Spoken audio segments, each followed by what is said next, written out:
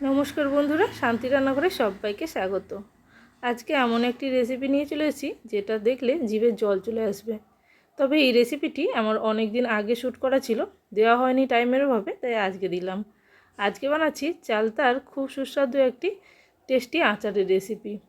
অনেকেই চালতা খেতে খুবই ভালোবাসেন এবং চালতার আচার কিভাবে বানাতে হয় বা কিভাবে সংরক্ষণ করতে হয় জানেন না, তাদের জন্য এই রেসিপিটি। চলুন তাহলে দেখে নিই কীভাবে আমি এই টেস্টি চালতার আচার বানাই। আর আচারটি সম্পূর্ণ গুড় দিয়েই বানানো হবে, তাই আরও টেস্টি হবে। চলুন তাহলে দেখে নিই। প্রথমে আমি চালতা কেটে ধুয়ে নিয়ে প্রেসার কুকারে 2টো সিটি দিয়ে তারপরে এটাকে শুকনো করে তারপর কিছুটা থেতো করে রেখে দিয়েছিলাম। এই থেতো করা চালতা দিয়েই আচার বানাবো।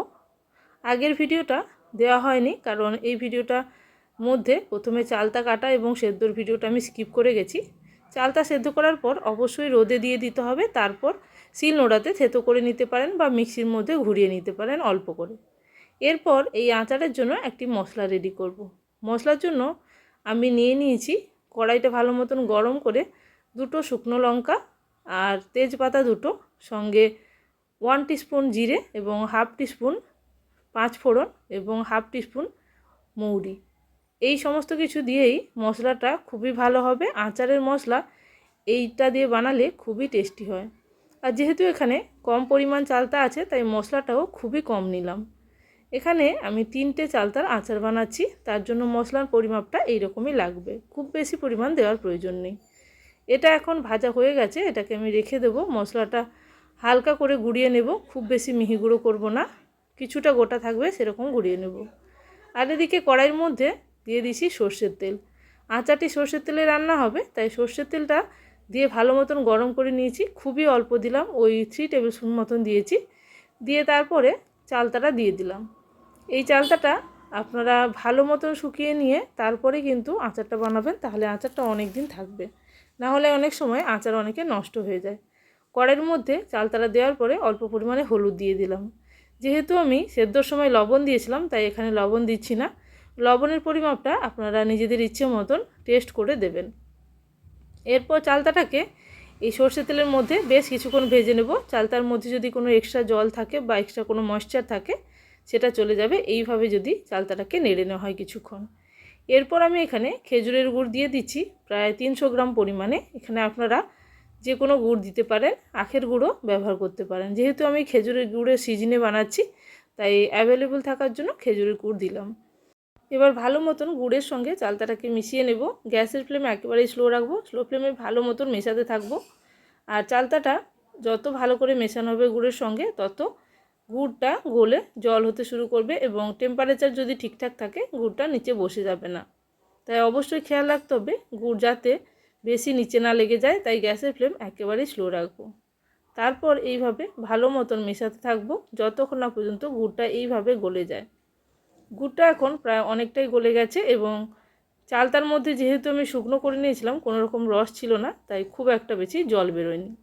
এবার খুব ভালো মতন এটাকে মিশিয়ে নেব এবং দেখে নেব যে চালতার মধ্যে একটা আঠালো ভাব এসছে কিনা বা গুড়ের মধ্যে আঠালো ভাব এসছে কিনা।